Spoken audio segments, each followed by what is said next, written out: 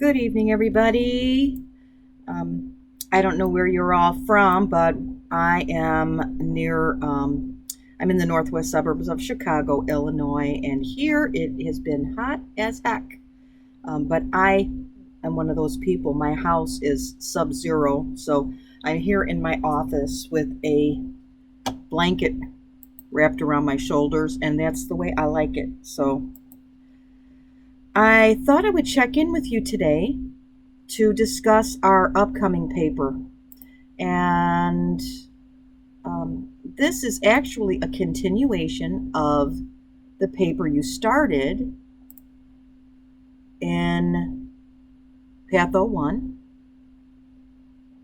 Okay. So now this paper is going to be due week 6. And I realize it's not on the calendar. I'm going to put it on the calendar tonight. Now, when you look at this, you might say, oh my gosh, look at this. I've got the paper due week 5. No, this allows you 2 opportunities to submit it through Turnitin. And Turnitin is an excellent resource for you to use. It's a plagiarism check. And it's required that you put it through. Now, I check all papers to ensure that you are writing your papers using your words. So you cannot plagiarize other people's work. Even to cite a work, I look to see. I've had papers that full paragraphs were cited from other people's work, and that is not your work. So I like to see scores of less than 25, but more importantly, I look to see the familiarity score in trends. So you should be rephrasing those words. Even if you're submitting a paper that you have bits and pieces of a paper you've written before, you might say, well, that's my own work. How can I plagiarize my own work? Yes, you can. That's called self-plagiarism. And that is a big no-no also. So even if you are using your own work, you need to rephrase the material so that it comes out differently. And I know that can be challenging. In my doctorate studies, you're writing on a topic over and over and over again, and mixing up your words is very challenging, but it can be done. So actually your paper is due week 6. So let's open this up. Now, when you look at this, it's going to say that it's due week 6, day 1, and that's not correct. I always make my papers due day 7, so that'll be due Sunday. And this is actually a continuation of the first paper that you began in Patho 1. And we have a few new students with us, so I thought that it was important for everyone to have a good understanding of what my expectations are for the paper. I expect graduate students to have a very high level of quality when it comes to paper writing. And you may say to yourself, but I'm going to be a nurse practitioner. Why do I need to know how to write a paper? Well, it's very important because as you write your papers, you are demonstrating to me your ability to critical think and utilize logical decision making. So it's really an important example of how your practice will be. Also, and one of the responsibilities of the advanced practice nurse is to continually reach out to others in the form of papers and research articles and even editorials. So you need to learn how to put together a paper at a high level. All right, so with this, we're going to take the piece that you examined in Patho 1 and expand on that. So you're going to find 3 current and relevant research studies which examine the pathophysiologic basis for your health issue from the last course. Examine each of the 3 research studies detailing the purpose, methodology, and major findings. Appraise the efforts made to complete these 3 studies in an ethically responsible manner Compare and contrast the major findings of these 3 studies, explaining if they give a similar or dissimilar view of the pathophysiology of your chosen health issue. And I really like this piece. You're this first portion of it, essentially you're writing a mini literature review just using 3 articles. Now we're going to move forward and integrate these findings to explain how they might affect the chosen health issue. Now, moving on to the clinical piece of it, you're going to find 3 current and relevant clinical practice guidelines which address your chosen health issue from the community disease portfolio first half. Compare and contrast these clinical practice guidelines. Critique the evidence on which each clinical practice guideline is based. Integrate these clinical practice guidelines to determine how they may inform your ethical nursing practice considering your chosen health issue. And watch your English, grammar, punctuation, form. I strongly encourage you to download an add-in to Word called Grammarly. It's a wonderful resource. It tells you if you're repeating words too often, because that's something that I find is challenging. And I'll let you know you're using these terms too often. And when you read the paper, I'm reading it. Sometimes when you're writing a paper, you just read it over and over and over again so much that you don't see it anymore. Well, I'm reading it for the first time and I'll say, oh my gosh, you've said additionally 6 times in the first 2 paragraphs. That's not good form. So Grammarly will help tell you, you're reusing words too much. It also guides you with your sentence structure so that you can make nice, strong sentences. It also helps with punctuation, and it's free. So how can it get better? Now let's look at the rubric. When you are writing a graduate level paper, and this is going to be the case for every paper that you are writing in your graduate program, if you follow this criteria, it's going to be very hard for you to do poorly on a paper. The first paragraph is always the introduction, but you never write the word introduction. You write the title of your paper, and then you write a paragraph that gives the reader an understanding of what your paper is going to be about. The one constant I took through with me in my doctorate program was in that first paragraph of every paper that I wrote, one of the sentences was, the purpose of this paper is.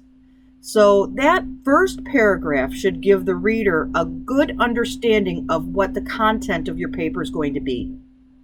Now you're going to do a heading. The heading is bold and centered with large words capitalized. And this second piece here, you're going to take words from that. You're going to find a way to formulate it. And that's going to be your second paragraph. There are other ways to do this. You can put subheadings, like if you want to do this, write this out, relevant research, and then you'll have a subheading, research article 1, subheading, research article 2. Just make sure that you have a heading for each one of these pieces of the rubric. And then you have to have a conclusion. I don't like the word summary. I find it less than scholarly. It should be conclusion. The conclusion sums up your paper. You never introduce new content in the summary. You're essentially just wrapping up what you have discussed in your paper. Ensure that you're using proper English. Your references should not be more than 5 years old, and they should not be .com references. .orgs are okay, .coms are not. Watch your APA, because I go through your papers word by word, and if you make an error, in all likelihood, I'm going to find it. So this is 10 points that you don't need to lose if you're using good APA format. I strongly encourage students to purchase an APA program. Some of these are add-ins to Word, some of them are separate programs, but I found it to be very beneficial to me. when I was in my doctorate program. The one caveat to that is, don't think that those programs do not make mistakes, because they do. Don't become too dependent on them. Go back and proofread your papers to ensure that it was done correctly, especially in the reference section. That's what I really liked about it, because it puts all your references together in alphabetical order and in the correct format. But sometimes it makes mistakes. So don't become overconfident in the use of a program. All right, so now we're going to briefly go over a paper. Now, this is a paper of a former student. I've taken all identifiers off of it. This is not 100% paper by any means. It's a good paper, but it does have errors. For example, this is the title page. So you need to have the title of your paper here, your name, the name of the university, the course. You should have your course number on here, which is missing, your professor's name, and then the date. Down at the bottom, a certification of authorship with your signature. Up at the top left hand, you have your running head. Now let's see, what do I not like about this paper? Because I have a red mark here, so I marked something on here. The running head should contain keywords from your title to give the reader a good understanding of what this paper is about. Sexually transmitted is not good enough. The paper is entitled Sexually Transmitted Infections in the Community, Chlamydia. So he's focusing, or she's focusing on chlamydia. So I would probably change this to be sexually transmitted infections, chlamydia, or something like that. So it should be keywords from the title. It should not be every word that's in the title. The running head is actually part of how you find research articles when you are utilizing a search engine. The search engine analyzes the words in the running head to see if there are matches to it. Okay, so now page 2 is where we start. Now you can see here he or she has the title, Sexually Transmitted Infections in the Community, Chlamydia. So the title of your paper must match the title that you have here. It is not in bold. Also, you do not see the word introduction anywhere here. And I do not ever want to see the word introduction here. However, the first paragraph is an introduction to this student's topic. The Centers for Disease Control and Prevention, CDC, and you always have to spell the word out or spell the phrase out first, then put it in parentheses. Once you do that, then you will always refer to the Centers for Disease Control and Prevention as CDC. However, if you do not spell it out, you cannot use the abbreviation. So, the Centers for Disease Control and Prevention, CDC, have partnered, it actually should be has, partnered with the World Health Organization to collect data on bacterial infections that are most notifiable. One being chlamydia trachomatis, or chlamydia. It is believed by the CDC that over 1.6 million Americans are infected with chlamydia daily, making it the most common of all sexually transmitted infections. And then you can see now she's put STI in parentheses and then cited it. This paper will be divided into 2 sections, with the first portion being comprised of a research review of 3 separate studies reflecting the pathophysiology of chlamydia. Once each study has been reviewed in detail about its purpose, methodology, and major findings, the research will then be compared, and then it goes on. But this gives the reader a very clear understanding of what this paper is going to be about. Now, this little red mark indicates that there's too much space between these 2 paragraphs. This research study should be up here. But you can see we have research study 1. Additionally, when you are writing letters, 1 through 10 need to be spelled out. You don't use the numeral. Okay. Now, the way this student has done it, I really like it, because essentially when you move on and you do a literature review, this is how you would do it. She's put, or he, I don't know why I keep saying he, she, has put the citation here first, and then done a subheading. This is called a subheading, purpose, and described what the purpose of the first study was, the methodology, major findings, ethical responsible, and this should be ethical responsibility. Research study 2. And when you write a paper out like this, it is ensuring that you are covering all of the key components of the rubric, which is really what is going to be directing you. Again, see this here? There's too much space here. That research should come right up underneath there. All right, so let's move forward. Compare and contrast. After review of the 3 studies, it's found that chlamydia is a widespread disease that is found to impact the lives and sexual well-being of young people. Articles 1, 2, and 3 both identify it's one of the most reportable infections across the country. See, there's some spelling errors in there too. All right, integration of research study findings, and then there's a paragraph on that. Clinical practice guidelines, that is the heading. And then now there is a subheading, Centers for Disease Control and Prevention, CDC. Subheading, this is over to the left margin. So now that is the first one, Clinical Practice Guidelines, CDC. The World Health Organization, this is a subheading. The New Zealand Sexual Health Society, and so then we have it here. Now we've got another heading, Guideline, Compare and Contrast.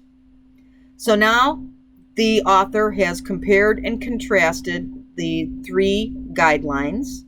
Evidence critique. All 3 guidelines identified the need to have a unified treatment plan for the sexually transmitted disease of chlamydia.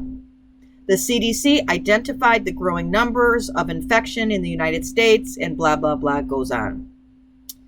Integration of clinical practice guidelines. When treating a person with a sexually transmitted disease, it can often cause an ethical issue. And then the author goes on to elaborate on that. And then we have the summary. I would prefer you write conclusion here, but I won't take points off if you do write summary. This paper has been a formal review of 3 research studies that incorporate the pathophysiology of the sexually transmitted infection of chlamydia. So essentially the author here is summing up what the content of the paper was, and references. So references should be centered. This first reference should be up a little bit. There shouldn't be this much space. Now let's see. Something that if you have an APA program, that it might mess you up on when you are citing, or when you're putting your references in. I find that now Centers for Disease Control and Prevention, this is a website. So you go to the CDC website, and he looked up sexually transmitted disease treatment guidelines, chlamydia infections. Okay, that's great. cdc.gov. You need to have the page, and he did it correctly, or she did it correctly. cdc.gov. Actually, this is not correct. The title of the page that you're on, which I'm assuming is sexually transmitted disease treatment guidelines, chlamydia infections, this should be in italics. So this should be in italics. Okay. This shouldn't be there. And it should read retrieved from. Okay, perfect. You only need to have retrieved from if you have gotten it from a website. So if you are taking, like, for example, this one is a research article. I'm assuming that this was a full text research article that was gotten off of ProQuest or something like that. You don't need to put retrieved from there. Okay? Now let's see. This one here. New Zealand Sexual Health Society. That's great. This should be in italics. This shouldn't be there. You know, I know why this is here. This is so that you can use this abbreviation, and that's okay. And then it should say retrieved from. Okay. Good. Good, good, good. And here we have the World Health Organization. This should be in italics. I would get rid of this. It doesn't need to be there, but I won't take it off if it is. And retrieved should be capitalized. Retrieved from. Okay. And this is misspelled. All right. So I think that sums it up. Now, I don't think that you'll be having any, another thing that you should not be putting in the bodies of your paper are graphs or little figures or pictures of anything like that. I don't think that it's necessary in this particular paper, but for future reference, if you're writing a paper and you want to put a graph or something like that in, you don't put it in the body of the paper. You put it in the appendix section, which is the section following the references.